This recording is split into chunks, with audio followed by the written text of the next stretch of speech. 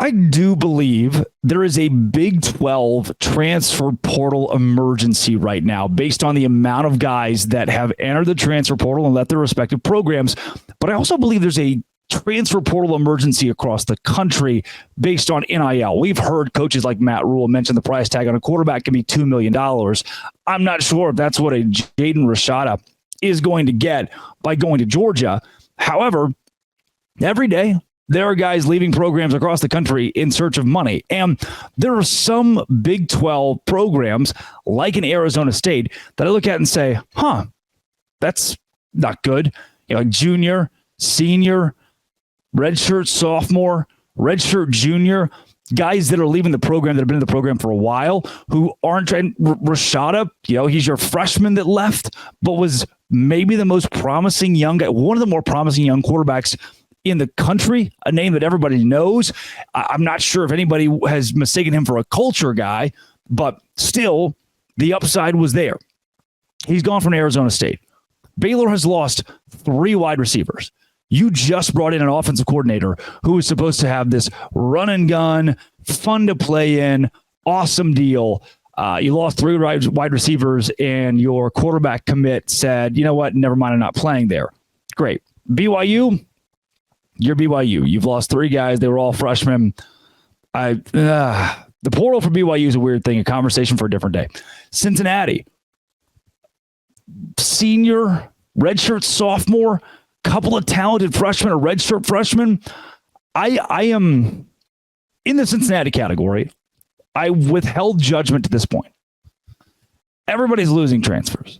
It's not like a number. Like if somebody has lost 7 transfers, you have to look at the individual players to understand if that's good or bad for the team. We have talked about positive attrition. Cincinnati, I think this is Scott Satterfield's final year. I'm going to withhold my thoughts, any negative thoughts on you, because most of the negative thoughts I have are directed to Deion Sanders in Colorado, who have picked up guys from Pitt, Ohio State, Texas, talented young players, talented old players. I think the Ryan Buell guy from Ohio could be a really good defensive lineman. Here's the problem. You've lost like 15 guys now. I'm looking at the Colorado list of transfers, and this thing is like I have to scroll through my computer to get through them all. It is an AAU program on a football field. I like Deion Sanders a lot. I want Deion Sanders to. Can I tell you something?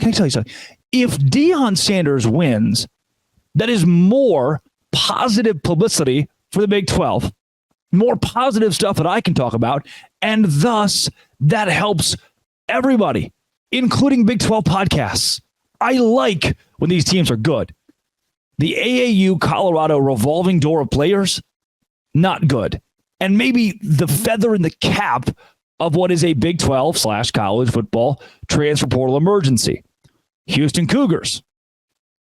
Oh, maybe, and a lot of young guys in the pile of Cougars that have transferred out. Good portion of young guys in the pile of Cougars that are gone.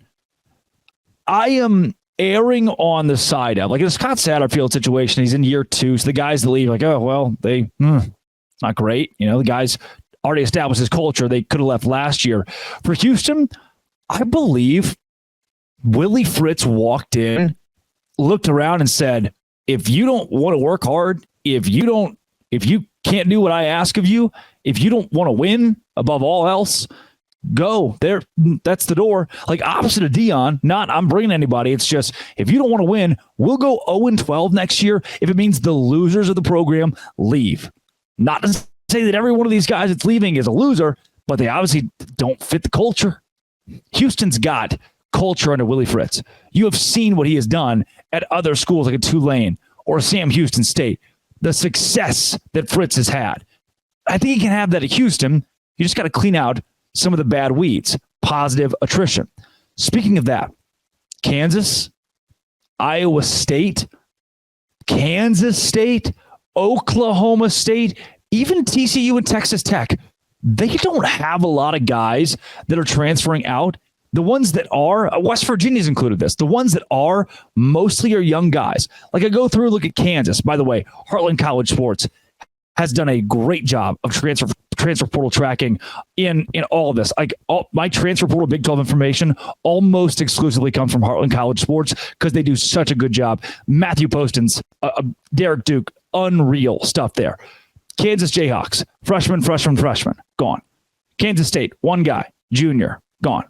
TCU, freshman, true junior. Texas Tech, freshman. A lot of young guys at these schools, West Virginia, freshmen, that are going in the portal. And I don't think, again, when you judge it on a school-to-school basis, that's a terrible thing. So where the crisis is happening is Colorado. Even a Baylor where you tried to plug a hole and you didn't, like, what did you get? Or a Houston where are you changing the culture? Are they leaving because of the culture? Like, the reason I call it a crisis is the sheer number of guys. But if you dig in the weeds here, it's happening everywhere. NIL's ruining college football. We know that. And I don't know if it's that bad for a Kansas State, for a West Virginia, for a Kansas, for the teams that we expect to win this coming season. Utah's a weird one. Some of the guys that have left Utah, a lot of freshmen in that bunch too. But some of the guys that have left, like, I thought that guy was going to be good. Still interested in that one. I don't know what Kyle Whittingham's doing. He's a tough coach. Utah will hold out. The Paul Fitzgerald kid's very good. Damian Alford too. Those are good pickups. That's a guy who's already going out and filling some holes. I need to see more of that. I need more guys committing to Big 12 schools because we haven't had a lot of that yet. Can we get more of it, please? Coming up, Big 12's going to Ireland. I don't think I like this. I'm Locked On Big 12, part of the Locked On Podcast Network, your team every day. Today's show is brought to you by Monopoly Go. Look, I'm a competitive guy. People tell me that I'm a competitive guy because I am. Monopoly Go lets me be competitive against my friends. That's what I love about it, is that I can play against my friends on a mobile app that shows me the Monopoly that I love, but on my phone. Play countless dynamic Monopoly boards. Make your friends bankrupt by smashing their landmarks with a wrecking ball. Charge other players rent for your iconic properties.